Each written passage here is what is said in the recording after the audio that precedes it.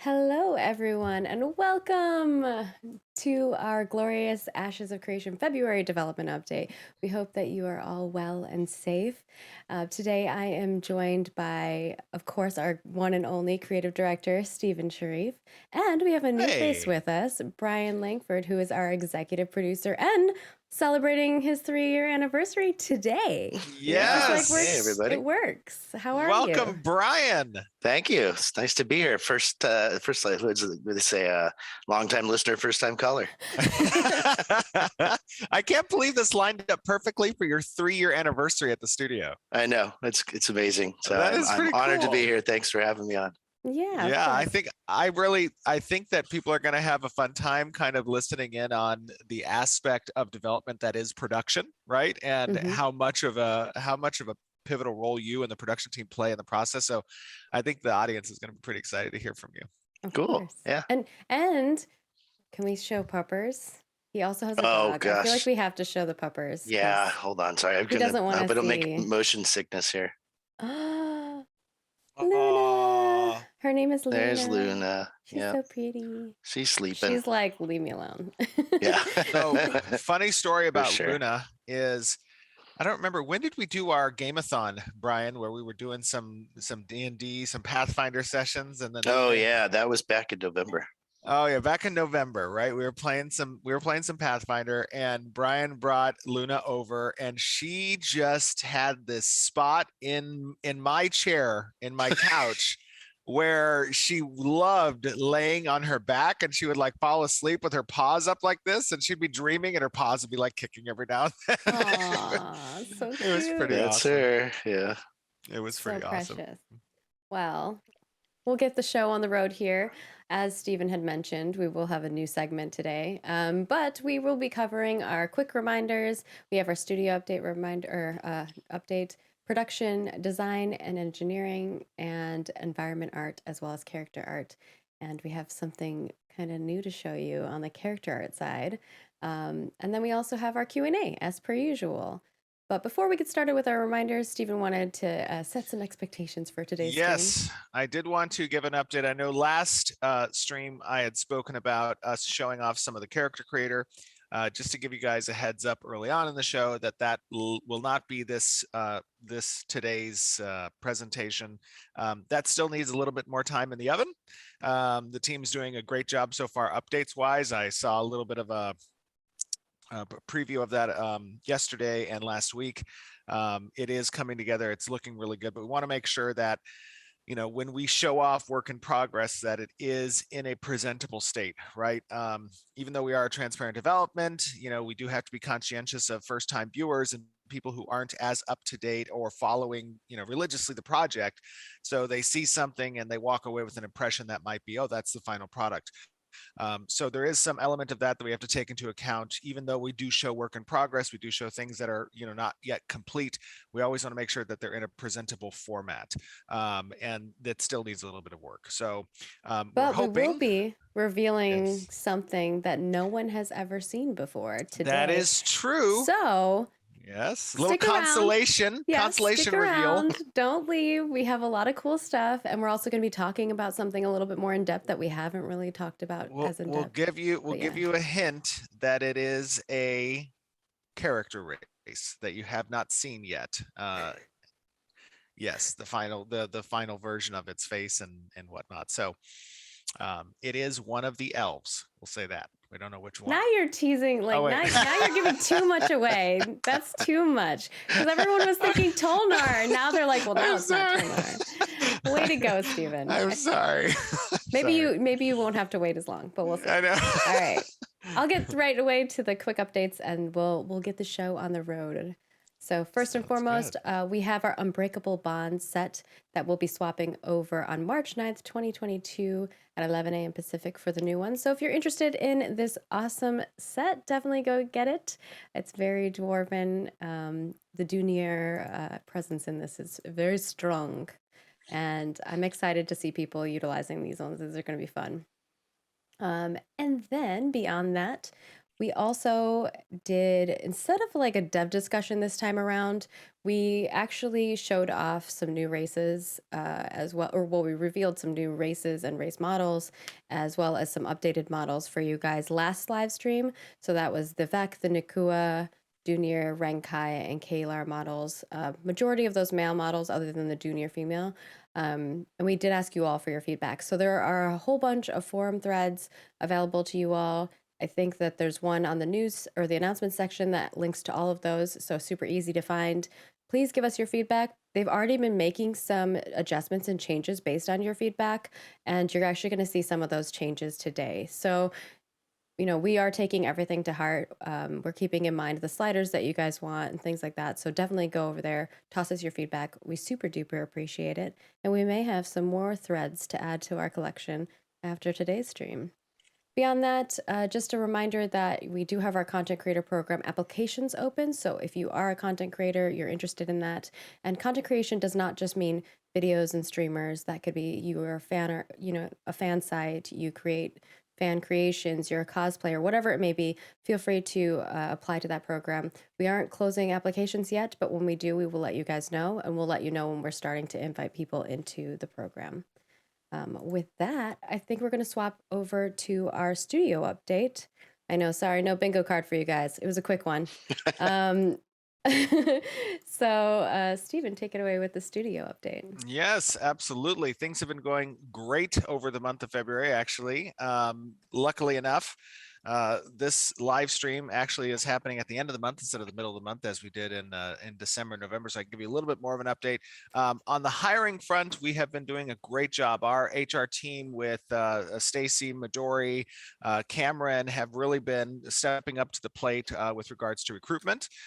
We've had a considerable amount of hires over the start of this year. Between January and February, I think we've hired about 11 or 12 people, I think, actually. So it's been pretty nice.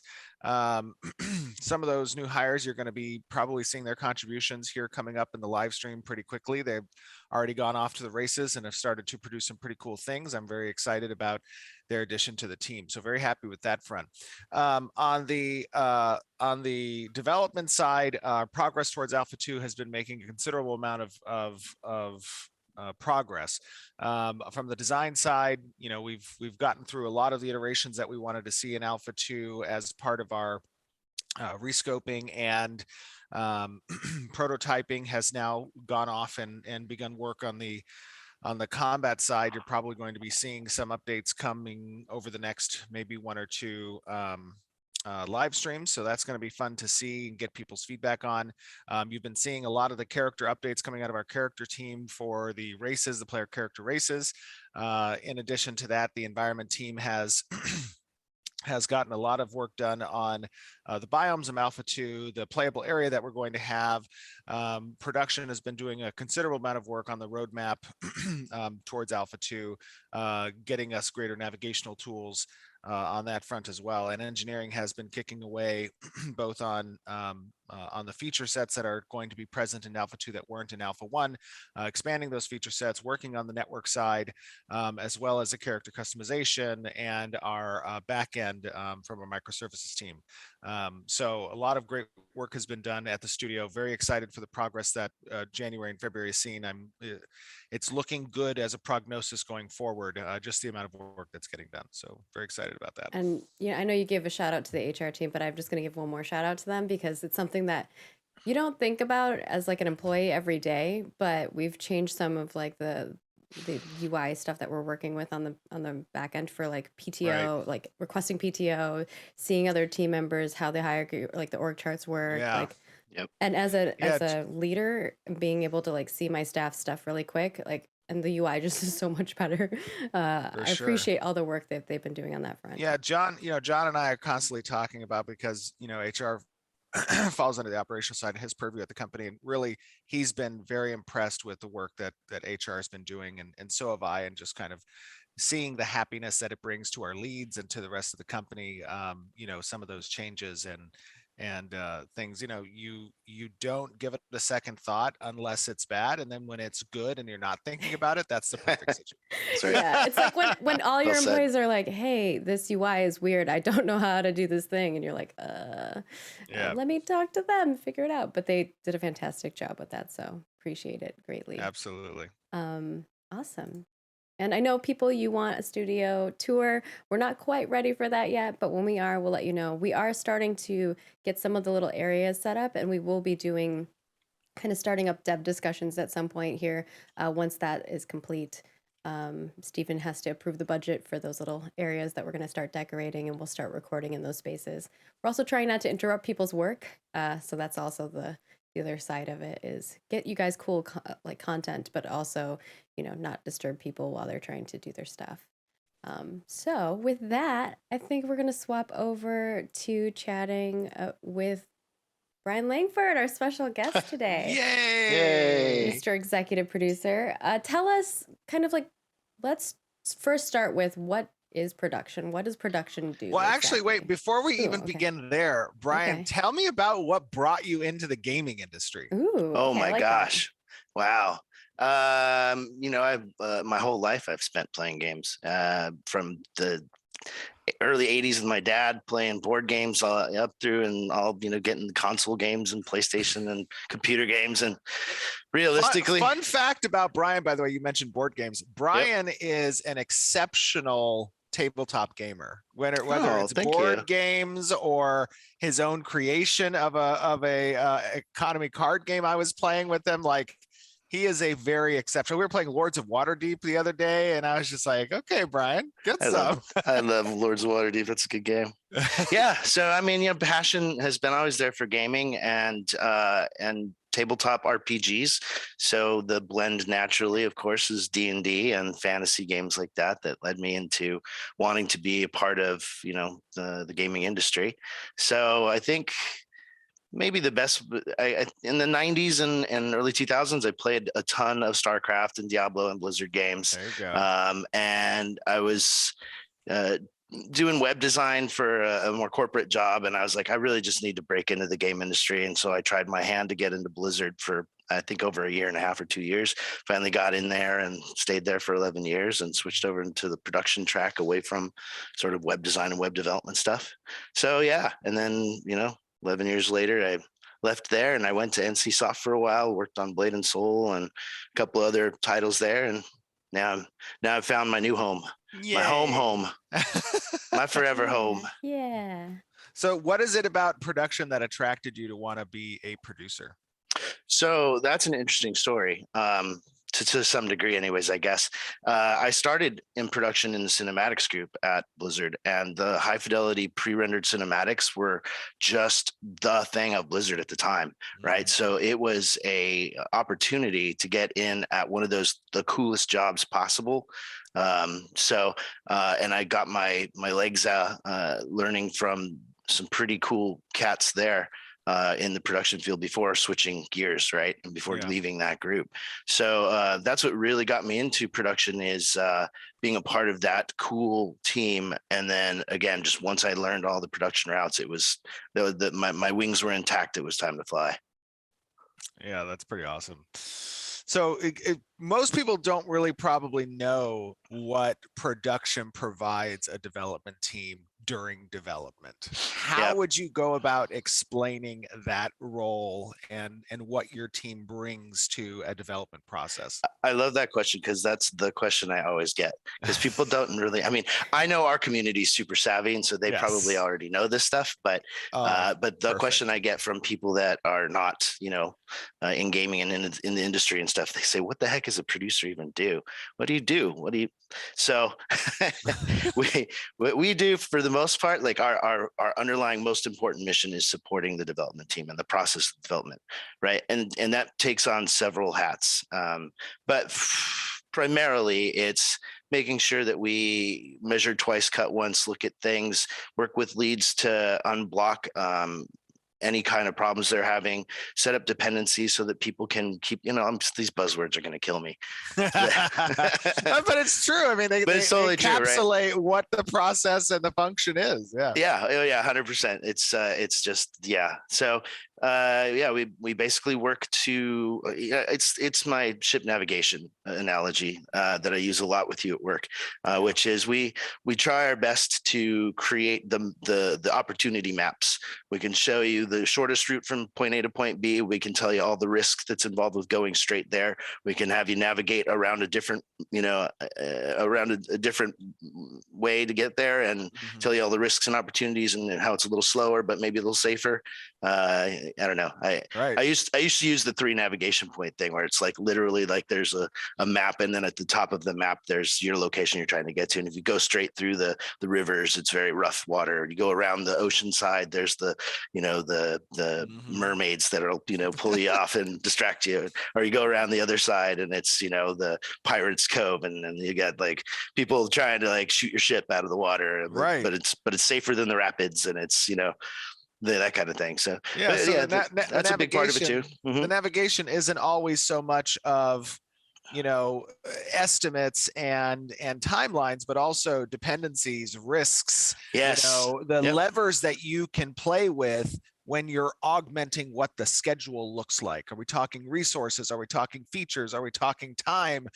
These are the 3 components that a producer says, these are your options. And that's always been such a benefit to me from your team and from you, has been being able to, prior to bringing on production, right? I'd always heard horror stories about production, and boy, is that specific to the team, because Right. without what you and Jacob and Jonathan and Thomas and Benoit and Kevin, Don't what miss your anyone. team, No, just did I kidding. miss anybody? I don't think I No. missed anybody there. I'm just messing with you. What your team provides me and the leads with is so important when talking about the overall scheme of bringing something to a milestone completion, right? Right. And knowing when that milestone is going to occur, what are the risks associated with it, where are the dependencies, what are the blockers, helping communicate across teams.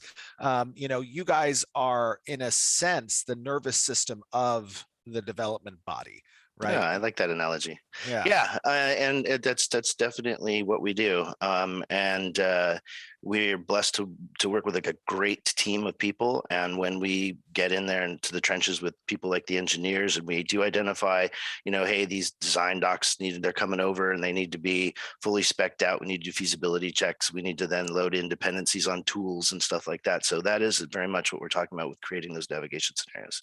Yeah. Absolutely. Very cool. Yeah, super duper That was a nice important. rundown of the production. Do you guys feel like in the audience that you if you didn't know coming in what production does as part of a development team, do you feel like you have a better understanding now of the role that production plays in creating a thing like Ashes of Creation? Somebody said a product-ton. And I think like a question that might be handy here, which is like, not a softball one, is more of when you do, encounter issues, how do you guys work on resolving those, right? As things may come up or things. Well, may that's not another occur, big how part you of what production does is predict we are them. literally at the forefront of visibility and communication too. So when there are issues and we can foresee them coming, which is part of our makeup, if we see those things coming, it's our job to try to pull people in and talk to them.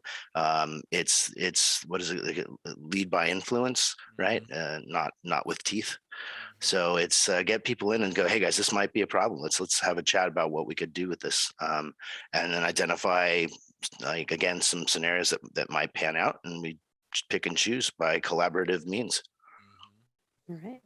Yeah, very important. Another aspect of production is that they're working constantly with the leads of each department and understanding what a particular sprint entails for their team, right? And in helping to kick off that sprint, and and identifying what it is that the expectancy is at the end of a particular sprint or milestone is going to be from a feature component from a research component, and then incorporating that and translating that to the rest of the team so that the company as a whole has an understanding of the direction of a particular sprint or milestone. Right. Well, we're glad that people, y'all feel like you have a better understanding of it. I know Stephen and I talk about production a lot. So we wanted to kind of give a face to that as well as a little bit more of a background and understanding of like what it is. And if you guys have any questions about that, feel free to pop those in there. But Yeah. we will move on to our design and engineering because we still have quite a few pieces of content that we need to go over today. So tossing over to you, Stephen. First and foremost, what is design and engineering working on? And then I know we have kind of a little bit more of a deep dive that we're going to do on animal husbandry. Oh, that's right. We're going to talk about animal husbandry. That's scary. Oh my goodness. So, maybe do we have wasn't there's a little video on the animal Yeah, husbandry, for right? the that we animal can show? husbandry Oh, part. for the animal Yeah. husbandry. Do you want me to get into that now, or you want me to just talk about other stuff, design other things? Whichever one you want to do first. I Okay, think yeah. giving the overview might be handy, and Sure. then we can go into the deep dive. Absolutely. As you guys have been aware over the last few live streams, we've been talking about the process post Alpha 1 and preparing for Alpha 2 has been a lot of work on the design side of going through systems and iterating upon some of those systems and prepping some of the new tools for the Alpha 2 testing period for players to participate with. A big portion of that has been combat, has been class design. I think I have a 3-hour meeting today actually on some of the class changes or class hybrid class changes that we're looking to do for Alpha 2. A lot of that stuff has been very fruitful. Having these long discussions with the different design pods, designs broken up into different pods that relate to content, they relate to narrative, points of interest, nodes, combat, economy, itemization, crafting, artisanship. These pods all kind of have purview over what iterations are being made to some of those systems, some of those designs. And then they work closely with engineering to get those things implemented and developed from a feature standpoint. One of the really interesting discussions that we've had in preparation for Alpha 2 has been the rollout of the animal husbandry system. And I know we've talked a little bit about this in the past, what animal husbandry is, what its intentions are, but we really got into some so first of all, let me kind of set the stage just so you guys have an understanding, and maybe at some point, maybe post launch of Ashes of Creation, we record all of our design discussion sessions, right? And I think it's really cool to have those things recorded, because at some point in the future, it might be an opportunity that we show those recordings. We also for posterity's sake. Hold on now.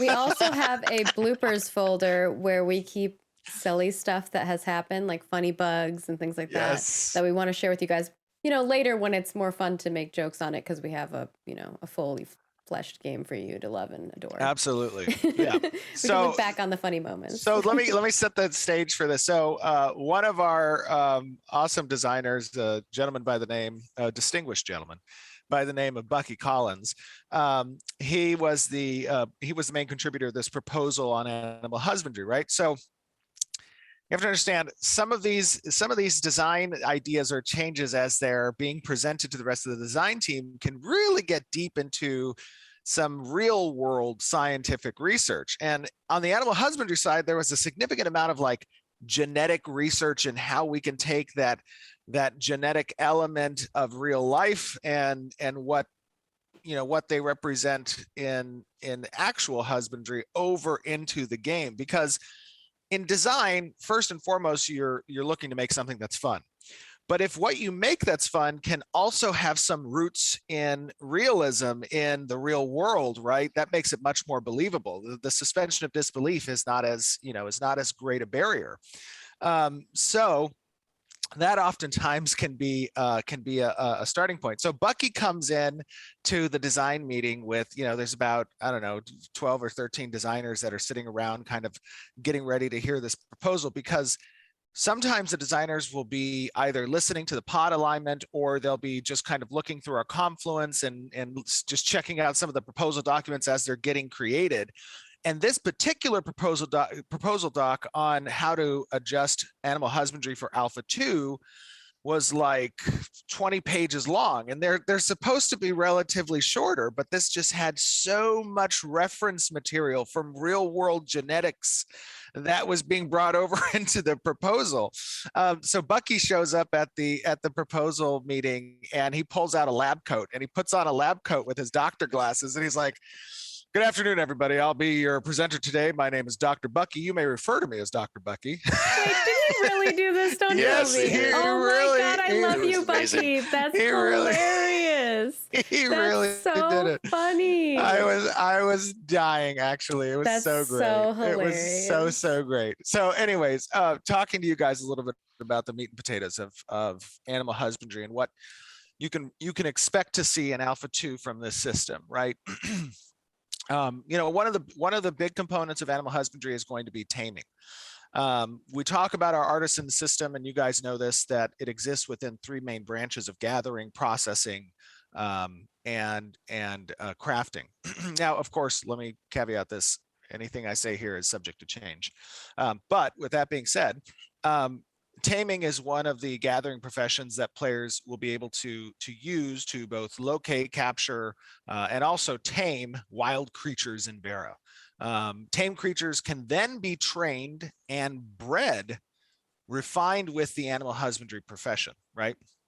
So genetics in animal husbandry will follow will follow a Mendelian model of real life genetics overlaid with magical tools that help understand and influence the process of these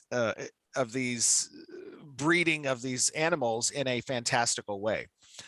Creatures will have characteristics that are determined by their genetics. There will be a multitude of traits that are related to appearance, performance, combat efficacy, even the different abilities that breeders can bring forward in a particular mount or pet, right?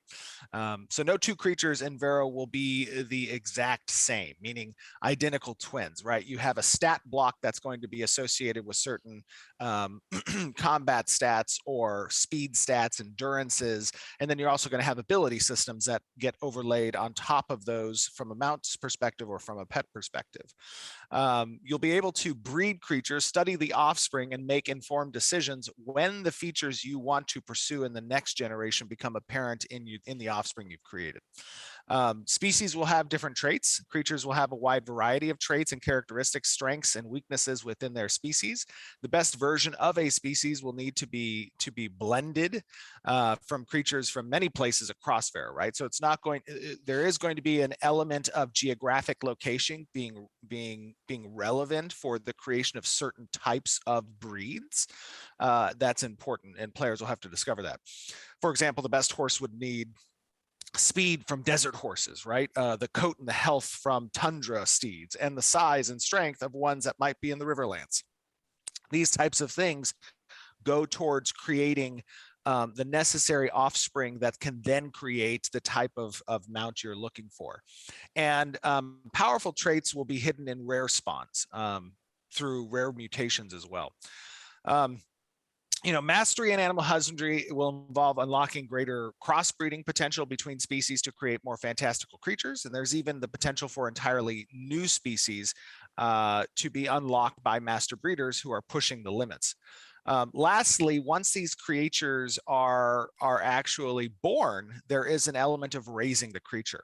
So animals need to be raised from birth to adulthood and trained for the intended purposes, either as a mount, a pet, a beast of burden, or livestock, right? Animal husbandry feeds a lot of these different aspects. And you'll be able to specialize your focus as an animal husbandrist, if that's a word, to one of those particular ends. Players have a More multitude like a of activities. rancher. You're like ranching. Or a rancher. There you go. Yeah, a Yeah. rancher. A husbandrist. I don't know. I like the husbandrist. No, Yeah, just yeah, for sure. Steward. multitude of activities to perform, like feeding, cleaning the creatures, taking them out for practice rides, training them to fight monsters, etc. This period is very important, however, the training period, because it will have the greatest influence on the resulting quality of the genetically determined stats and abilities of the creature once they reach adulthood. So basically, as you're discovering these different genetic paths when pairing different animals, and the offspring is born, it will have a window of where a stat block will land, but where it lands will be determined by the training phase, by raising the creature up. And that's going to be an important aspect. So it's just to give you a little bit of insight kind of on where some of these professions are going, especially animal husbandry is a big profession, right? And it lives across two worlds, from gathering to processing, with the taming aspect and then the actual husbandry. And these are things that in Alpha 2 we're going to be needing to collect a lot of data on, because that's something that is going to be important to see how players interact with this, and how relevant is it across our artisanship system. Is there too much of an emphasis on animal husbandry, right? Is that profession just larger than many of the other professions, and having kind of an equilibrium between those things? Yeah, actually, there were people asking if this was going to be a more like a deeper profession versus the other professions, like the comparison, or can they expect all the other professions to have that much like depth within them? So that's a great question, and honestly, it was a concern among our design team when we were discussing this, right? And part of boiling down the husbandry profession to something that's more equitable with the rest of the professions, or vice versa, bringing up the other professions to something that's more equitable with husbandry, right?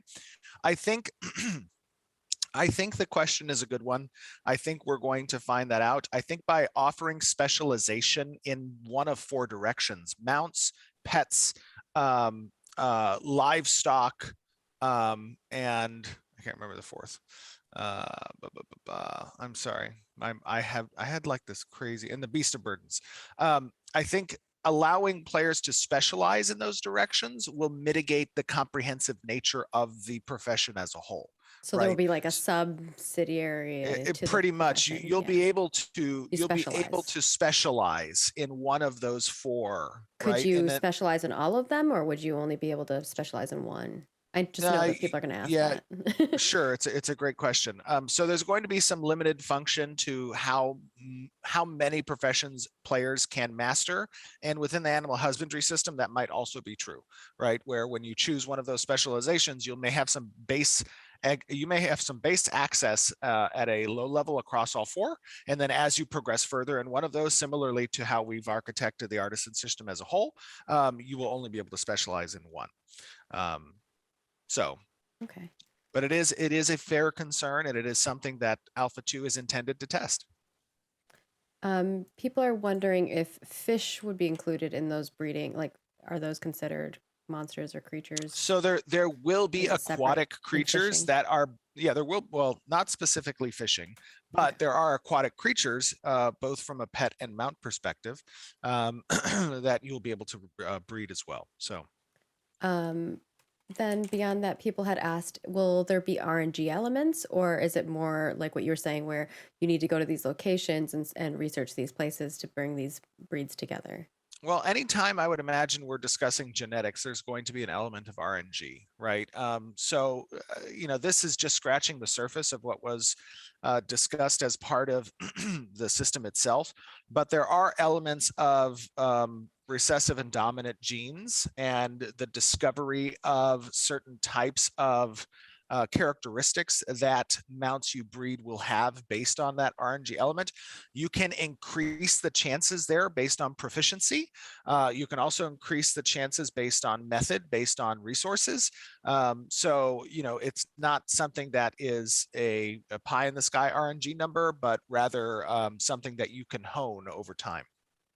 And then the next question is, In regards to like the recipes for, I don't know if you'd call it recipes, but the recipes for breeding different creatures, will there be like a central place for people to share those recipes, or anything like that, or a place where they can sell discovered Yeah, information? that's a good question. I'm not sure that there are going to be recipes per se. Instead, what we're thinking about with the husbandry system is going to be a user interface panel that gives kind of a record of your successes and failures with certain types of breeding attempts, right? And then from there, if you choose to share that information with other individuals, you can, of course, but it's not something that's going to be streamlined through an interface that we would use for the player. It'd be on their own. Look, you guys use the word recipe. I'm just copying your question. Somebody said sexapies. And for those who maybe didn't catch everything that Stephen had mentioned before, we will have this up on our YouTube channel so you can replay it and relive it, because he did already talk about, taming and raising creatures and basically how the system works. I like how Georgia Build said, "Oh no, what happens to the failures?" Well, you have a little graveyard in your. You have farms and you use animal byproducts all the times across the farm, right? You never let anything go to waste. There you go. All right. Anything else you want to talk about on design front or engineering front before we move on to all of our lovely art that we have? No, I think we're good. Okay, cool. And thank you, chat, for By the way, Brian, asking a lot of great follow-up questions. Brian, as you've been, you've been a part of most of the design meetings as well. What is the profession that you are most at home with in an MMO? Ooh. Wow, what a great question. He's like, why did you put me on the spot, man? No, that's cool. Well, I know Brian is a huge MMO gamer, so yeah, no, that's totally true. And you're not going to like the answer though. Oh no, I love it. I want to hear it. I want to hear it. It's anything that has to do with the enchanting paths. Oh, there you go. Nice. Okay. Why wouldn't you like that answer? I love enchanting. Yeah. Now, are you the type of enchanter that likes to have like a little bit of risk and reward of like possibly destruction, but for high return? Yeah. Well, that is lineage and that is Ion, and I know. Yeah. Right. As long as it's not pay to win, yes. Yes, there we go. I'm fine with losing a weapon truly forever. To the people. I am not okay with like insurance programs where you have to buy like a scroll, and when your sword breaks because you over enchanted it or whatever, you can turn in the insurance. 100%. I can't tell you how many times in like a lineage or an Ion or an Archage, I had a guild member who's like, I'm gonna do it. I'm gonna over enchant it. And we're just like, no, you shouldn't. Do you have a backup? And he's like, no, YOLO. YOLO. And then they'll enchant it and blow up and we never see him again. He's gone. Just like, especially if you're like, you use it on your best in slot item that you had to work really hard to get. Oh yeah. Awful. Oh my God. That's what happens. Everybody here in the chat knows it. They have some over enchant Stan that went and over enchanted his only piece of gear, blew it up, and never was heard from again. What about you, Stephen? Do you gravitate towards a specific type of profession? Oh, that's a good question. I really like farming. Like I loved just the act of like planting something, waiting for it to grow, and then harvesting it. I especially liked it if there are, okay, I'll take this back. So I do like that. I think that's relaxing. Like after I'm out adventuring or something, I just go to my home, I'll literally role play, sit in my chair or lay in my bed, get some rested experience, and I'll just watch a little YouTube video or whatever, get up, go check the like grounds. Do I need to pick up some herbs and shit? And, excuse me. Language. I know, sorry about that. But then I also love fishing. You out. Yeah, I know. Thank you. I also like fishing. I think fishing's a lot of fun as well. In the games that I played, especially like I liked Archage's sports fishing. I thought that was kind of cool. But yeah, I kind of like farming. I think farming's my favorite thing to do. I like it when you can farm and get a lottery. Like there were in one of the games, there was like a thunderstruck tree, right? And you could, put down a bunch of like cedars or whatever. And I always anticipated coming back to the farm and was like, am I going to get a thunderstruck, or, what's going to happen here? And then, yeah, you didn't get any, but, I do like that aspect. Yeah, those And- those ones that the mini games, like those are, when I say gravitate towards like enchanting, there's less of a mini game ever in enchanting. It's always recipes and it's collection, right? Oh yeah. But doing the mini games that's a lot of fun. That's good times in MMOs. I have Oh, yeah. PTSD from mini games because I used to make mini games, and like when I was a designer back in the day, we did a lot of like Flash mini games. So I have qualms. I like playing them as a player, but creating them was a pain. Oh, yeah. I think for me, I always change it up. It depends on like the class I'm playing in the game that I'm playing and what's the best, like what I'm going to benefit from the most is what I normally go with. But I do like farming. I feel like farming always ends up being something that's like off to the side. It's not specific to your class stuff. Whereas I find with class, I always end up either being like a leather worker or a blacksmith or something like that to be able to benefit from it for my character and my guild. Yeah, I definitely want to see a benefit from any system I interact with. Some beneficial progression, right? Yeah. Yeah. All right. Well, let's move on to our environment. By the way, real archetypes. quick, is that Okay. buffalo as like very small, or is the fox It- very big in It this? is very small. I actually was thinking that, but I didn't think he had time to like rescale it. So I was like, I'm not gonna make him redo the scene. But I was like, Is that like he's a very pygmy tiny. buffalo or a water buffalo or a giant? He's a baby. He's a pocket He's buffalo. a baby bull. Just He's a teacup yeah. buffalo. Okay, got Oh, teacup buffalo. That's actually kind of adorable. We do need little tiny versions. These guys are the coolest. These are my favorite creatures so far. They're just so Oh yeah, cool looking. the big boys, Yeah, chunguses. the chunguses. All right, moving on to environment art. You've heard us talk about the Riverlands actually a lot throughout this stream already. If you go back and replay it and put all the pieces together, maybe you'll get bonus points from me. But this is kind of the area on the map that we're going to be talking about right now. And I'm going to show you basically what our environment team has been working on is really focusing on the biome work. Specifically, they have a lot of things to showcase on the Riverlands perspective. And this is the ancestral home of the Aelin humans, currently home of the Kalar humans. So if you are a Kalar, maybe this will be very intriguing for you.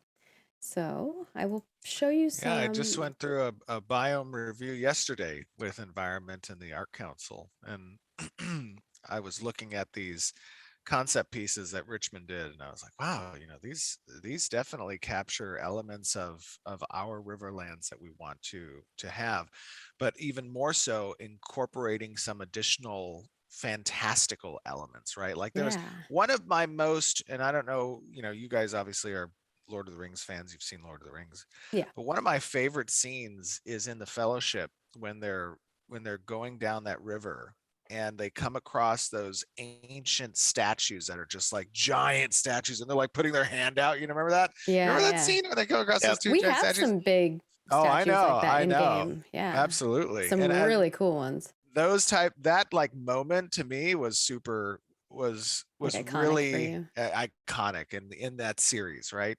And having elements that are incorporated as part of our biomes, right?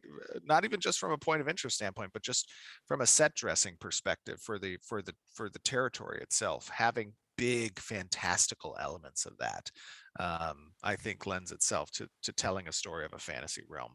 Oh, 100%.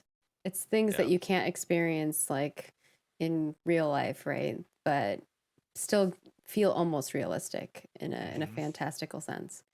Yeah, so this is going to be one of the primary biomes. I believe there's 8 that are scheduled for for Alpha 1. And the Riverlands is going to be a big portion of that. Yes, and it is a very extremely like fertile alluvial plain. There's lots Alpha 2. I'm sorry. I said Alpha 1. Alpha 2.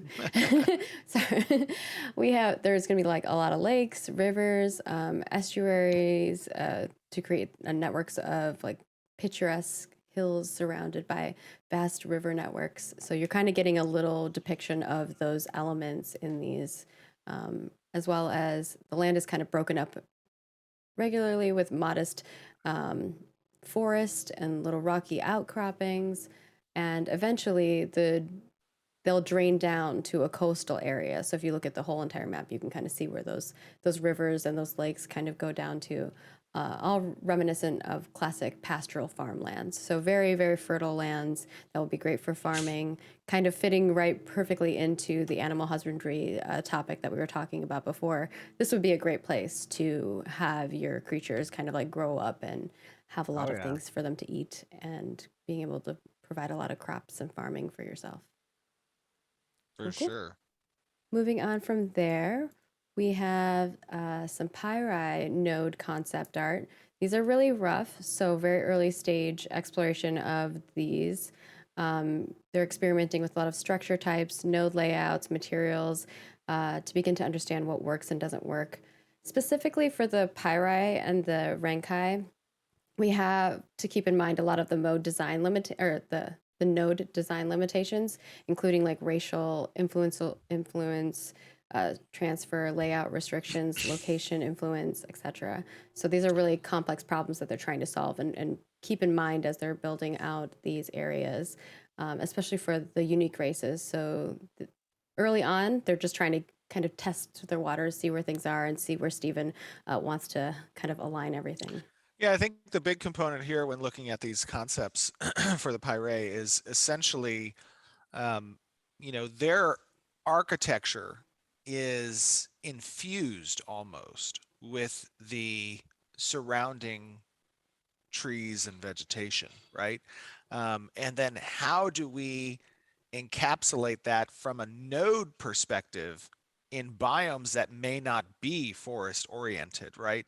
You're going to have an outcropping of these large tree structures that are integrated with the building types on the footprint of the node itself. So you may have an outcropping of trees in the middle of a desert. How are we, these are the types of questions that, some of these cultures and architectures, the way that the node system is built, that they can exist across a spread of 18 biomes, but at the same time have to represent the cultural influence of these cultures that are intrinsically a part of a specific biome, like the Py'Rai, right? Now, the Py'Rai are the extreme example from a culture perspective, because they're the one that's most integrated with this idea of trees. You're looking at this one as a This is the Renkai. Renkai, yeah. But that's something that these concepts and those concepts were done by Joe, I believe, for the Py'Rai. Joe was for the These Py'Rai, are and then the Yeah, Renkai these was are for Ryan. the for Yeah. Ryan Richmond. hmm Yeah. The I wrote it Renkai down are this time, so I know exactly who wrote it, who did nice, it. perfect, very good. Yeah. The same thing is true here with these assets, right? Part of the biome that the Renkai are accustomed to is a more swamp or marsh oriented, right? So they have these almost stilt-like foundations on some of the assets because they're intended to sit above that marsh type area. Well, how does that translate when we're moving into a desert? Or it's at a node in a tundra, right? hmm Those are elements that have to be taken into consideration as part of the environment's purview of creating a seamless transition between the influences of these cultures and the biomes in which they exist, which can be diverse.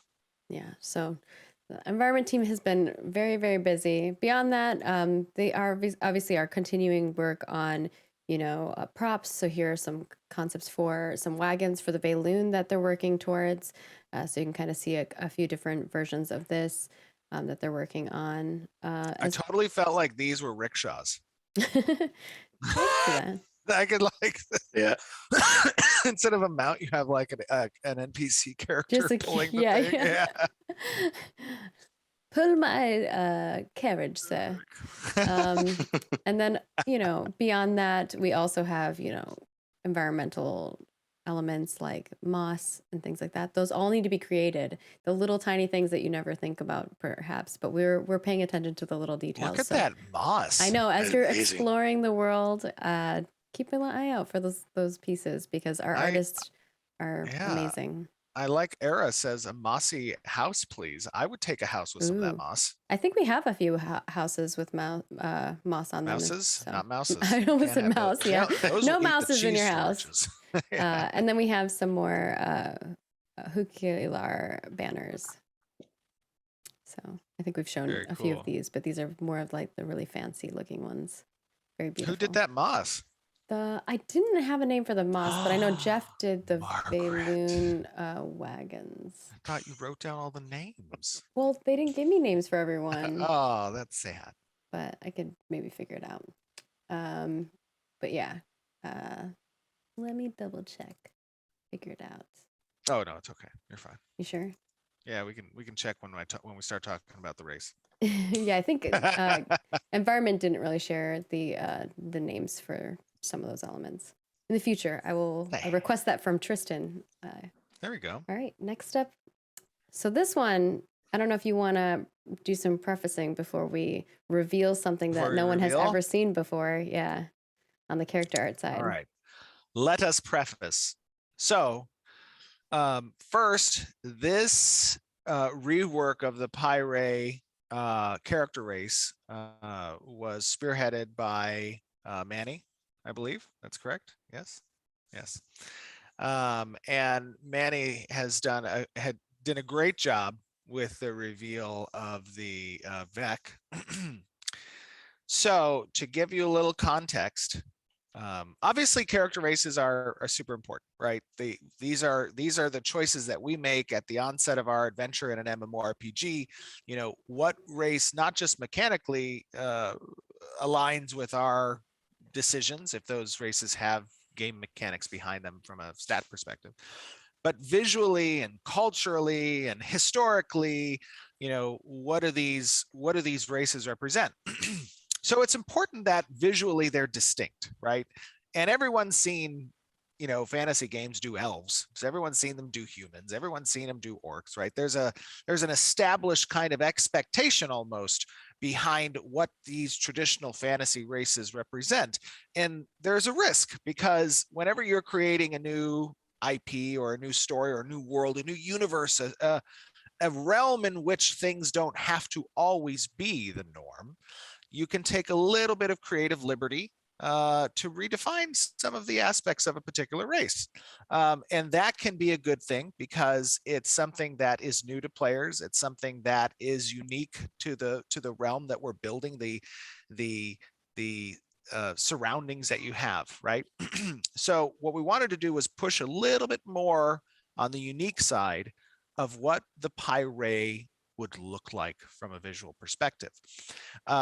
And I believe in Manny's creation that you're about to see here, there were some elements a little bit more closely aligned with being kind of one with nature. And that's, as you saw in the concepts, some of the thought process behind their architecture. And so it would make sense that it would be a thought process included in the actual visual representation of that character race. So this is the first time that you will be seeing the Py'Rai character race. Let us show it. It has been shown. So there beautiful. It is. There is the Py'Rai character in all her glory. And we also have some of the modeling work we'll show you in a little bit that's begun as well. But just to give a little bit more context here. So I think that you guys like it. I don't think they like it, Stephen. I think they're not fans. So that is. I do have some questions that I want to, I know that they're going to ask is, for instance, do I have to have antlers as a Py'Rai character? Sure, that's a great question. Yeah. And that is really the predominant characteristic that stands apart between what traditional wood elves from a fantasy sense have been and what our approach has been with Ashes of Creation. So the answer is yes. Players will have to have some form of these antlers slash, secondary side of that. I know we haven't revealed Tulnar things, but how will that be balanced in regards to Tulnar having horns versus Py'Rai? Sure. I think that you know, that they can live with each other, right? There's obviously an element of the silhouette that needs to be distinct and unique, because from just the fact that we do have PvP in the game, you always want to offer a visual threat assessment, knowing the characters you're coming up against, right, from a distance. Horns can be a part of that visual silhouette, but I think they'll be distinct enough that players will be able to recognize the difference. Additionally, one thing of note, you asked, players are interested, you know, do they have to have these? They do. Mhm. However, from a character customization standpoint, these will be adjustable, right? Their length, their size, their width, their color, whether or not they'll have features like flowers that can bloom on the actual antlers, if they have buds, right? How do those antlers interact with climates as you move into them, right? Do they bloom in a The artists temperate are losing their zone? minds right now. They're No, like, Steven, no, no. We have already Langford's over showed there this like feature. production feature stuff. That's been scoped already. We've Yeah, I'm already, just yes, trolling. we have already scoped that. Remember, if you guys will recall, about two um, live streams ago, we showed, what's the little turtle dude's name? Terrapin, is that the Terrapin. terrapin turtle? The terrapin turtle. The terrapin turtle. We show, yeah, terrapin tortoise. We showed you that with different weathers and time of day, that the effects around the little tree stump, right, changed. The same can be true potentially for character races as well.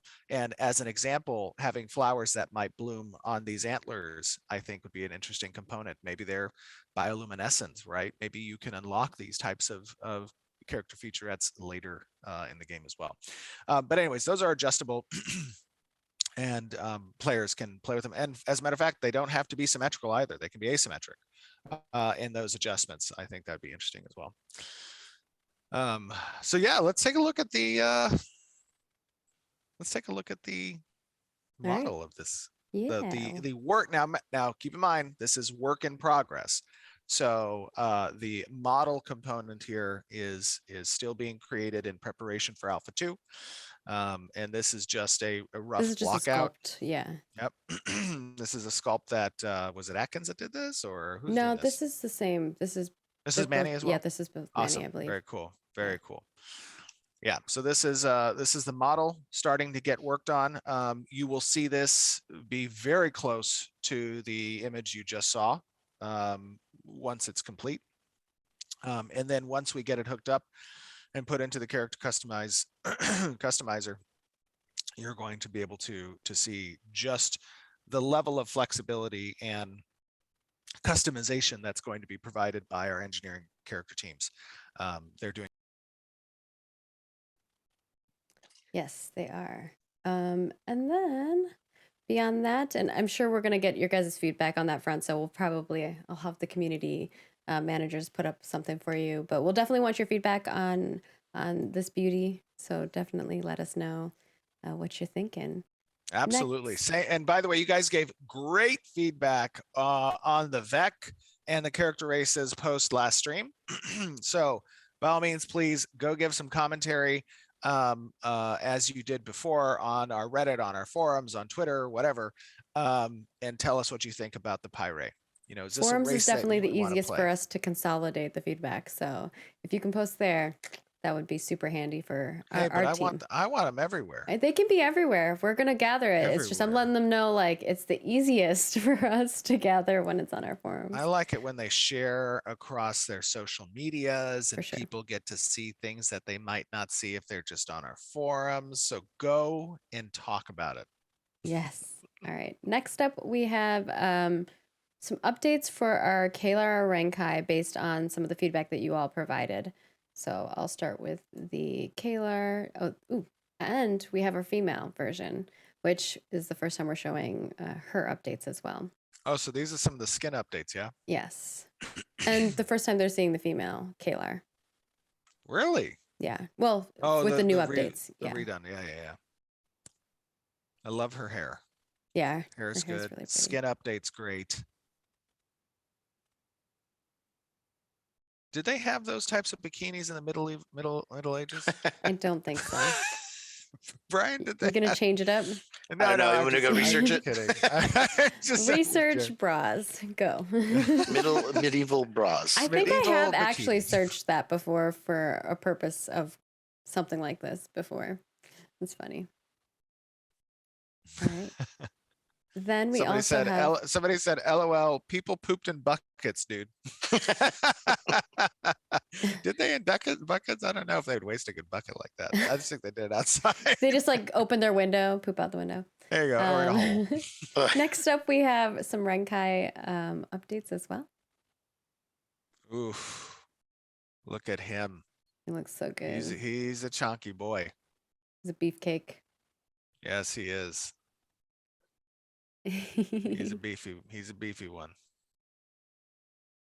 Yeah, I like the influence, almost what appears to be somewhat scaly on the arms and the back and the skin a little bit. I mean, it looks like, he may have some type of influences of Dragonborn in his lineage or something. I don't know. That's maybe something people can theorize about or chat about if the Renkai or their parent race, the Kaivek, had some history with a dragon at some point.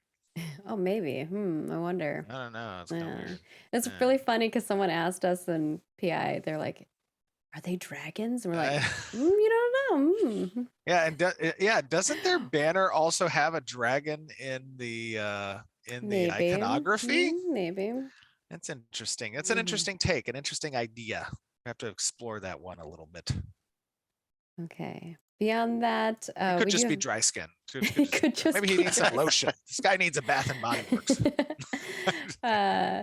Beyond that, we've got some new stuff to show you on the costume front. Obviously, our artists not only are creating new models and updating models, but they're also working on all of the costumes and items that you can achieve in game. This is one of the summer backers items, but what was this one called? Majesty. The Majesty. Costume. Yes. I love the shoulder work. That big pauldron thing. Yeah, like the iridescence in it too. It's really nice. Yeah, the metal. There's the metal material looks good. And you can see it how light affects it too, which is really cool. It's very cool. Yes. And then we don't always show a lot of these work in progress ones, but I think this one will be fun for you guys to check out, which is our little mushroom one, the Mascarian Marshals version. But this is kind of getting to see the early versions of, how they create these costumes and then what they turn out to be. So if he's hungry, can he just start eating his hat? That'd be great. Just like carve a little piece off and make like a portobello mushroom sandwich or something. That sounds yummy. What kind of mushroom is that? I don't know. Toadstool. A toadstool. It's big though. It's a toadstool. So a mushroom nerd out there will know. There you go. The next one is, and the final one that we'll be showing is the Balmain. This is the bearded Balmain. Balmain. Oh, look at that Not guy. Bell. Yeah. And I believe It's this a was long one you horse. designed, Stephen. Yeah, it's a long. Maybe I was watching like a Charlie. Charlie. I'm the non-believer. Oh my goodness. But very cool, very different. As you guys know, we make some strange creatures sometimes. This one's not as strange as some of them, but it's just maybe there's like two people. Those horse costumes. Yeah, that's what I feel there's like. One person on one side. One dude's just like keeping his distance, and that's why it's so long. To me, what's more weird is that he has like a cat tail. Oh, that's kind of cool. Yeah. Yeah. You're like, yeah, I designed that. It's because he's so long, and because of that length, he needs something to balance a little bit. Yeah. I like it.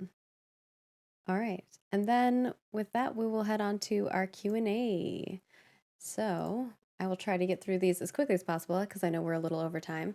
Our question first to start off to start us off is Burgund Iron Guard, and this is about enemy AI. Will enemy AI be aware of their environmental surroundings, and would ranged NPCs be able to use cover when fighting players? Oh, that's a good question. Some encounter design is going to, of course, use the environment, right?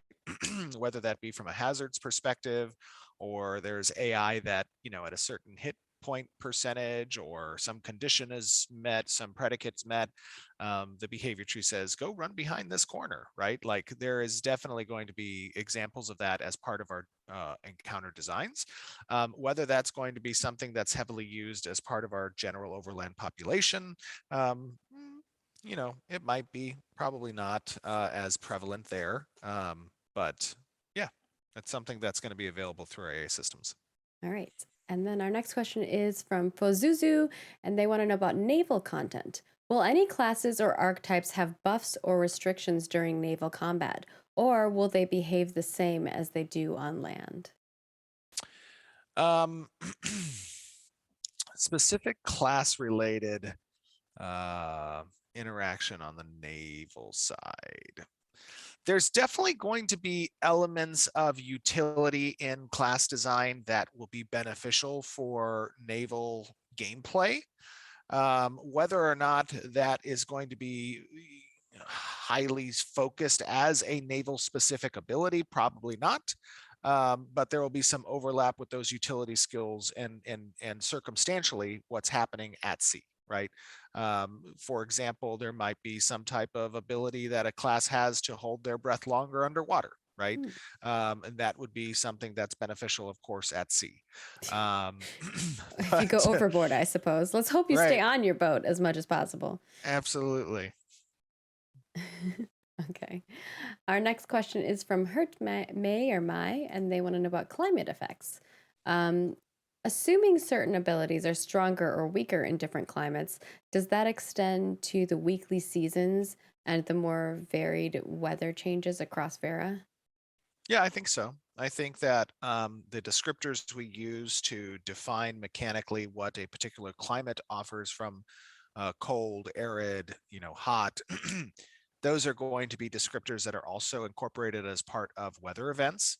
And during those weather events, those weather events, the area of effect that the event is occurring in will likely have its climate descriptor overridden by whatever the event is specifically. So tornadoes might be windy, blizzards might be cold, right? And if an Arctic dragon comes into a temperate climate, it brings the cold weather with it, and that can be interacting with skills and abilities or other functions like farms and whatnot. That was very interesting to see how that pans out. Our next one is going to be that from Dynasty Life, and they want to know about mounts. Will you be able to negate fall damage while mounted? And if not, would there be a reduced amount of fall damage or no reduction at all? And I know we've talked about fall damage before, Sure. but I don't think we've talked about while you're on a mount what our Yeah. intended I solutions think are. I think the intended solution for falling while mounted is that the damage is still going to occur, but it will first be soaked by the mount's hit points. And then if there is overflow and the mount dies as a result, then we'll have to determine whether we want that overflow to go to the character or if the mount will soak the overflow. But that's something that we'll likely test. All right. And this one's from Neuro Guy, and they want to know about procedural generation. You've mentioned procedural generation catacombs under Divine Metropolises,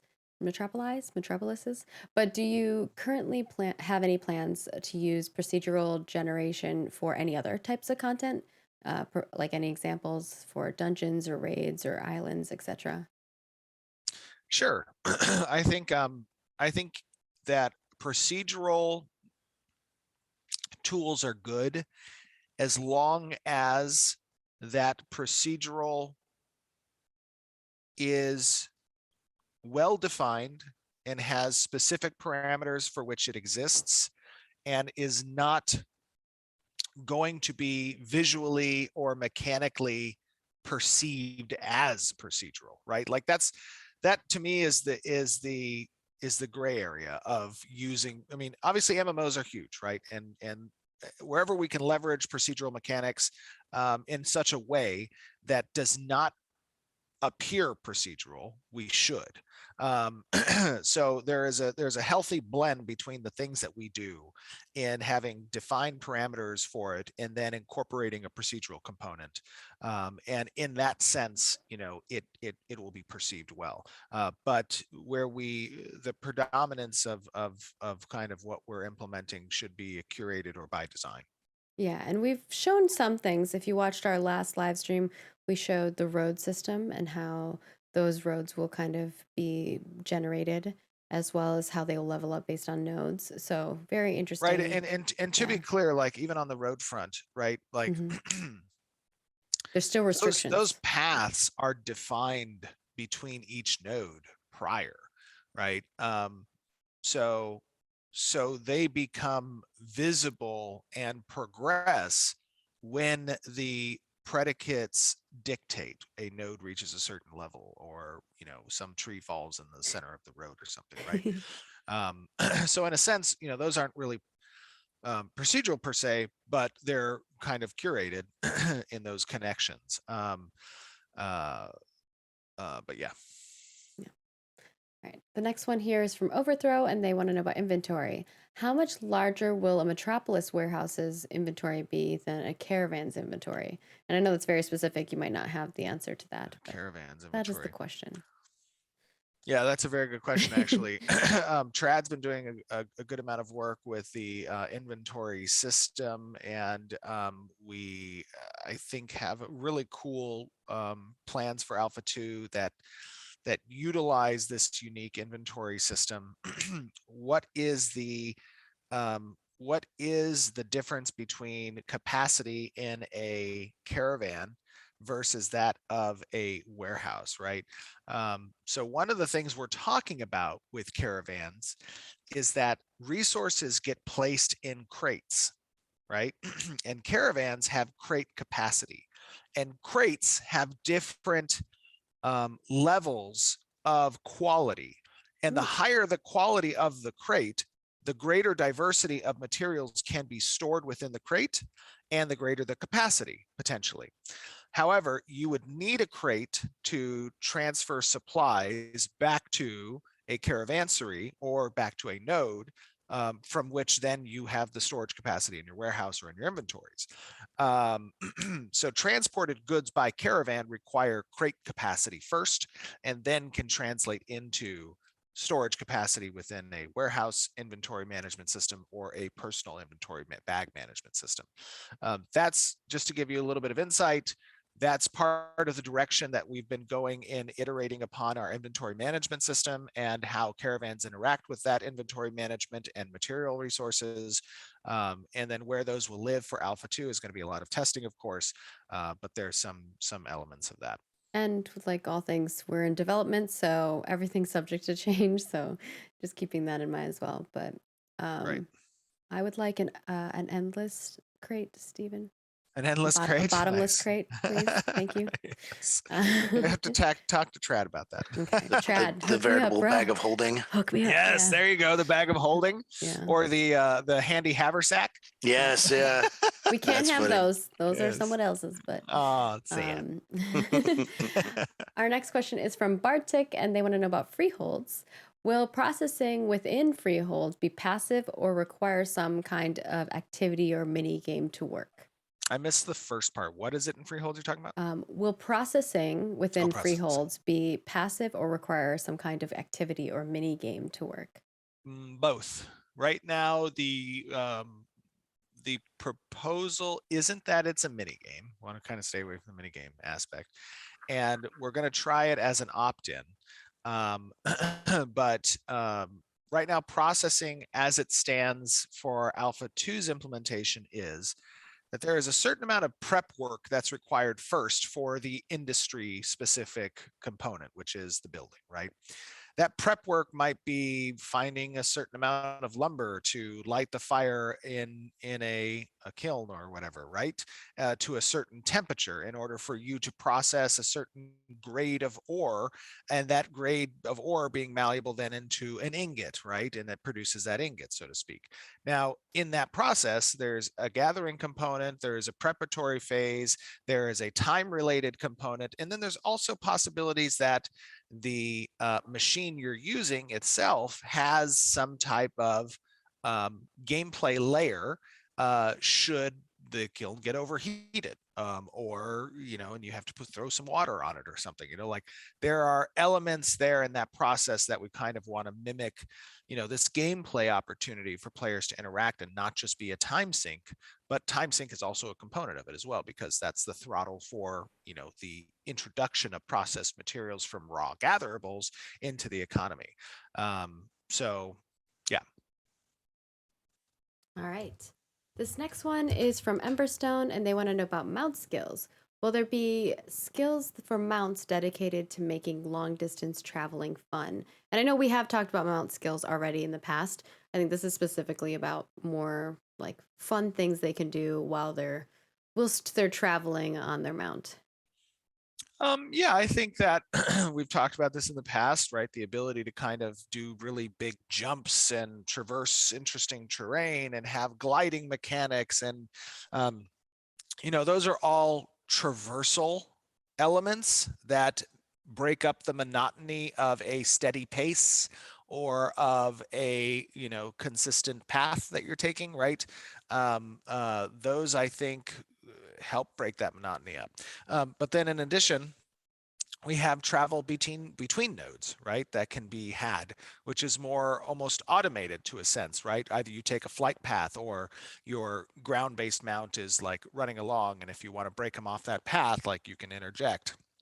But if there is, from node A to B, you can travel faster than normal mount speed between node A and B, but you have to go to B before you go to C with that system. You can't go from A to C, so to speak, right? So that's something that we're working on as well. Okay. And then we have our second to last, our penultimate question from Nia is about world building. What do you think about adding additional satellites surrounding Vera? An example being multiple moons or celestial bodies in the night sky. Who said there was only one moon? Yeah, there are multiple moons. I think we've said that in the past. Yeah. There are multiple moons. Definitely the element of the night sky or even the day sky, I think, is a fantastical touch that is often a missed opportunity in games that we've played that are fantasy, right? I do feel that that the sky box is a place where we can do a lot of fun and visually appealing and beautifully aesthetic things. So that is a component of the environment team. Lighting is And so important. It changes everything. yeah, We're very well aware. And then and we not have, even just lighting. I'm just talking about like, seeing a colorful moon as opposed to the ooh, gray, yeah. normal moon, right? Like seeing, the ability for some aurora borealis or something, right, in the Yes. night sky. Like the skybox, in my opinion, is a real scene setting opportunity. And a lot of games, and I think more recently, a lot of games are emphasizing that, but the games I played growing up didn't, I want to for the go on a most part. stargazing adventure. Like bring your caravans with a bunch of like telescopes on them and just go out there and watch the stars and stuff. That'd be cool. Absolutely. Be a lot of fun. All right, our next question and our final question is from Nayrock wanting to know about naval combat. What kind of attachments will we be able to place on our ships? That's a really cool question. I want to know the answer to. Yeah, I think those attachments live within three categories, right? They're offensive, they're defensive, and they're utility. And that's primarily the types of attachments you're going to come to expect. It's going to be, you know, ships are going to also have classes. Those classes are going to dictate the type of attachments that can be applied and in what quantity, right? Like a military vessel type may have more capacity for weapon-based attachments, right? A transport ship might have more capacity for defensive-based attachments, and then you'll have more versatile ships that can share across those types. So, you know, in that sense, you are constructing a componentized ship for the types of activities you intend to do. Are you a raider? Are you a mover of goods? Are you an adventurer? Like, these types of things are going to inform your decision of what the attachments you're going to have in those three categories. All right, very cool. And that is it. Anything else either of you guys want to add in here before we wrap up for today's stream? Another month has gone by. Another month has gone by. We're heading into March. Are you guys ready? I'm ready. I'm definitely ready. No, there's been a lot of awesome things going on, and honestly, it's great that you guys in the audience are super patient with this Alpha 2 process. We appreciate that from a development side. We want to show you all the things, and as every month goes by, we are getting closer and closer to showing you some of these new systems and the new combat and the new art aspects. And we hope you guys are enjoying kind of watching along with that process, because it means a lot to us to get your feedback. It means a lot to us to see your excitement. That's always a very healthy and positive relationship between us as developers and you guys as the community. And the more you see things, the more you're able to spread the word about Ashes. So we appreciate that as well.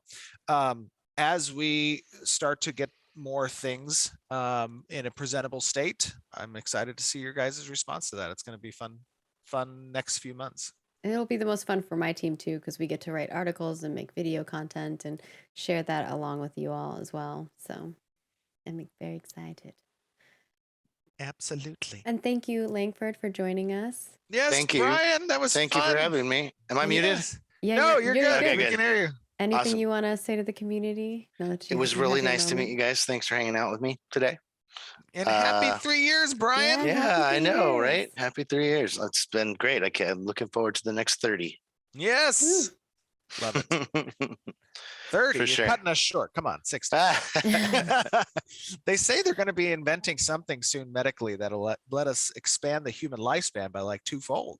Wow. I hope they get that sooner than later. I know, right? I hope they get it within my lifetime so I can live longer. That's what I'm saying. I got things to do, man. All right. With that, we hope that you like seeing the new race model for the Py'Rai. And if you do, definitely give us feedback. If you don't like something, let us know. We will have some more form posts up as well with feedback. So just give us all the feedback that you possibly can. We love it and appreciate it. And you're already seeing adjustments and changes, and you will be seeing those as we progress through our development process. Our February cosmetics will be swapping over on March 9th. So if you want those, get them now. And of course, thank you all for tuning in. And thank you to Brian and Stephen for joining me. I know you all are busy. And to all of you, stay healthy and safe. We appreciate you. And if you want to relive the action of this live stream, we will have it up on our YouTube channel, and it will also be cut up on our Twitch channel for you really quickly as soon as the stream is over. And follow us on all of our social channels, Twitter, Facebook, Instagram, Snapchat, whatever your jam is. We post there quite often, a lot. We interact with you all, so we'd love to see you there. And if you want to chat with us more, we're on Discord, our Ashes of Creation Discord, as well as over on our forums. So come hang out with us, come chat with us, and we will see you next month for another development update. Bye, everybody. Bye, everybody. Toodles.